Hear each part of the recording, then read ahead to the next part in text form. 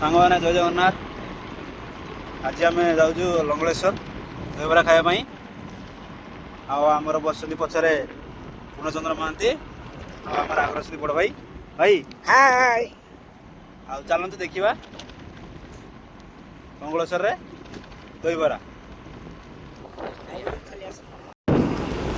ସାଙ୍ଗମାନେ ଦହିବରା ଖାଇବେ ଯଦି ଆସନ୍ତୁ।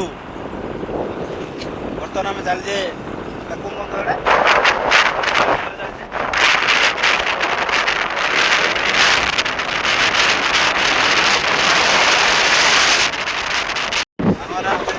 उत्तर पंचमरी बंदर चल जाए दहीबरा खायापी आसतु से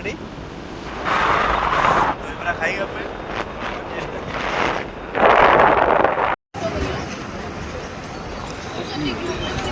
कैसे जी लोग बोलो